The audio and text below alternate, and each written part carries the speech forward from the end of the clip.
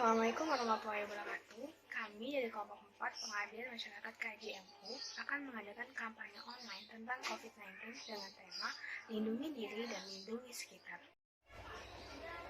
Selanjutnya, kami akan membahas tentang definisi COVID-19. COVID-19 adalah penyakit menular yang disebabkan oleh jenis coronavirus yang baru ditemukan. Sekitar tahun 2019 bulan Desember, kasus pertama ini ditemukan di Wuhan, Tiongkok. Seperti halnya sakit pernafasan lainnya, COVID-19 ini dapat menyebabkan gejala ringan termasuk pilek, batuk, sakit tenggorokan, serta demam. Sekitar 80% kasus ini dapat pulih tanpa perawatan khusus. Sekitar 1 dari setiap 6 orang mungkin akan menderita sakit yang parah yang disertai dengan sesak nafas yang sangat parah serta pneumonia yang biasanya muncul secara bertahap. Seseorang dapat terinfeksi dari penderita COVID-19 lainnya. Penyakit ini dapat menyebar melalui tetesan kecil dari hidung ataupun mulut ketika batuk ataupun bersin. Sejak ditemukannya pertama kali COVID-19, sering disebutkan bahwa penyebab dari COVID-19 ini adalah suatu virus yang baru dinamai dengan coronavirus. Namun, pada kenyataannya, coronavirus ini pertama kali ditemukan pada tahun 1960 yang kemudian diidentifikasi sebagai penyebab dari penyakit flu biasa. Kemudian, pasca tahun 2002, ditemukannya penyakit gangguan pernafasan yang bernama Severe Acute Respiratory Syndrome atau yang biasa dikenal dengan SARS. SARS ini kemudian diidentifikasi bahwa disebabkan oleh coronavirus yang ditemukan pada tahun 1960 namun telah bermutasi. Kemudian pada tahun 2012 juga ditemukan penyakit gangguan pernafasan di Timur Tengah yang bernama Middle East Respiratory Syndrome atau yang biasa disebut dengan MERS. MERS ini juga kemudian diidentifikasi bahwa disebabkan oleh coronavirus yang bermutasi lain dari 1960 dan juga 2002. Kemudian sejak pertama kali ditemukannya COVID-19 di kota Wuhan disebabkan oleh coronavirus yang berbeda dari tahun 1960, tahun 2002 maupun tahun 2012. Maka dari itu coronavirus ini dapat disimpulkan bahwa suatu virus yang lama namun tidak stabil dan terus bermutasi untuk membentuk penyakit baru. Baiklah, saya akan menjelaskan tentang grafik COVID-19 pada saat ini. Baiklah, di sini terdapat grafik perkembangan kasus terkonfirmasi positif COVID-19 per harinya.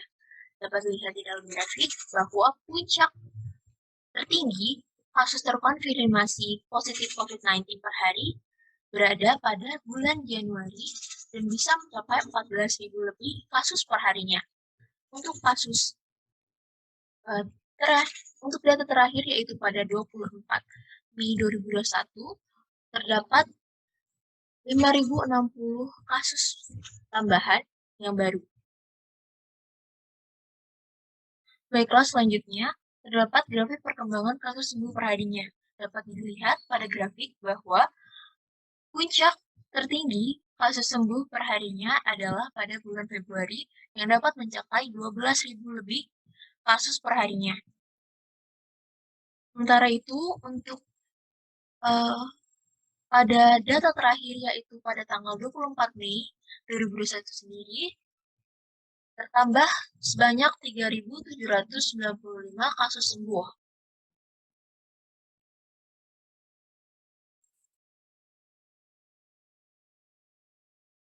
Baiklah, selanjutnya terdapat grafik perkembangan kasus meninggal per hari. Dapat dilihat di dalam grafik bahwa pada akhir Januari dan awal April terdapat lonjakan kematian yang terjadi di Indonesia. Selanjutnya, untuk data terakhir, yaitu pada 24 Mei 2021, terjadi penambahan kasus meninggal sekitar 172 orang. Di sini terdapat grafik kasus COVID-19 per provinsinya. Dapat dilihat juga bahwa DKI Jakarta, Jawa Barat, dan Jawa Tengah merupakan provinsi terbesar penyumbang COVID-19. Sementara Kalimantan Tengah, Papua, dan Lampung merupakan provinsi provinsi terdikit yang menyumbang COVID-19. Baiklah, di sini terdapat tabel data kasus COVID-19 di Indonesia dari awal hingga tanggal 24 Mei 2021. Dapat dilihat bahwa kasus terkontaminasi terdapat 1,78 juta kasus. Sedangkan kasus positif atau kasus yang aktif yaitu 93.393, kasus sembuh ada 1,63 juta, dan kasus meninggal dunia ada 49.326. Baiklah, di sini terdapat grafik masyarakat Indonesia yang telah divaksinasi. Dari bulan Januari hingga tanggal 24 Mei 2021. Dapat dilihat bahwa grafik selalu meningkat, berarti semakin banyak orang yang telah divaksinasi. Untuk warna hijau muda merupakan orang-orang yang telah divaksinasi ke-1. Dan untuk hijau tua merupakan jumlah orang yang telah divaksinasi kedua. Nah, di sini terdapat data masyarakat Indonesia yang telah divaksinasi dari awal Januari hingga tanggal 24 Mei 2021. Total vaksin yang telah diberikan yaitu sekitar 24,8 juta. Sedangkan orang-orang yang telah mengikuti vaksinasi ke-1 berjumlah 14,9 juta orang. Dengan persen populasi yaitu sekitar 5,5%. Sedangkan orang yang telah divaksinasi sampai kedua itu terdapat 9,88 juta orang dengan persen populasi 3,7%. Berikut akan saya jelaskan gejala dari COVID-19. Yang pertama adalah gejala umum. Gejala umum ini antara lain adalah demam, batuk, kelelahan, kehilangan kemampuan untuk merasa atau mencium bau. Kemudian ada gejala tidak umum atau gejala yang lebih jarang muncul, yaitu sakit tenggorokan, sakit kepala, sakit dan nyeri, diare, ruam pada kulit, serta mata merah atau iritasi. Lalu ada pula gejala serius yang membutuhkan perawatan medis segera, yaitu napas pendek atau sulit bernapas, tak dapat berbicara, kehilangan mobilitas atau linglung, dan nyeri dada. Kemudian dampak jangka panjang dari penularan virus COVID-19 ini adalah virus COVID-19 ini dapat menyerang paru-paru, jantung, dan otak. Hal ini dapat menyebabkan masalah kesehatan di kemudian hari.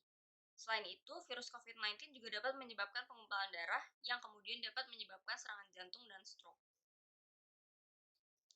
Kemudian untuk dampak dari pandeminya itu sendiri di bidang pendidikan, karena pandemi yang terjadi saat ini, kegiatan belajar mengajar harus diadakan secara daring ataupun jarak jauh. Kendala dari kegiatan belajar mengajar yang diadakan secara daring ini adalah tidak semua orang memiliki akses kepada internet. Maka dari itu, kegiatan belajar mengajar menjadi terhambat. Kemudian di bidang ekonomi, banyak orang yang kehilangan pekerjaan, serta perkembangan ekonomi menjadi terhambat. Di bidang kesehatan, rumah sakit menjadi penuh, tenaga kesehatannya kurang, kemudian masyarakat menjadi lebih sulit untuk berobat. Selanjutnya adalah solusi aman untuk pencegahan dan pengendalian COVID-19. Yang pertama adalah mencuci tangan. Jangan lupa untuk mencuci tangan menggunakan air mengalir dan sabun secara berkala. Jika tidak ada keduanya, kita bisa menggunakan hand sanitizer supaya kuman-kuman yang ada di tangan kita hilang. Lalu yang kedua adalah menggunakan masker. Jika kita keluar rumah, jangan lupa untuk menggunakan masker. Dan jika kita bertemu dengan kerabat kita, jangan lupa juga untuk menggunakan masker dimanapun kita berada. Lalu yang ketiga adalah menjaga jarak. Jika kita memiliki keperluan yang mendesak di mana kita harus keluar rumah, ingatlah untuk selalu menjaga jarak. Jaga jarak antara diri kita dengan orang lain dengan rekomendasi 1 hingga 2 meter antara diri kita dan orang lain tersebut. Lalu yang keempat adalah menjauhi kerumunan.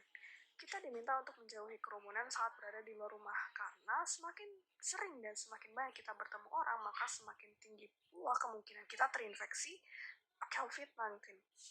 Lalu yang kelima adalah membatasi mobilitas. Jika tidak ada keperluan yang mendesak, tetaplah berada di rumah. Meskipun sehat dan tidak ada gejala penyakit, belum tentu kita pulang ke rumah dengan keadaan yang masih sama. Selalu ingat bahwa virus corona bisa menyebar dan menginfeksi secara cepat dan tidak disadari. Lalu yang terakhir adalah jangan lupa untuk ikut mensukseskan acara vaksinasi yang diselenggarakan oleh pemerintah supaya kita semua bisa terlindungi dan bisa menghindari penyebaran dari COVID-19.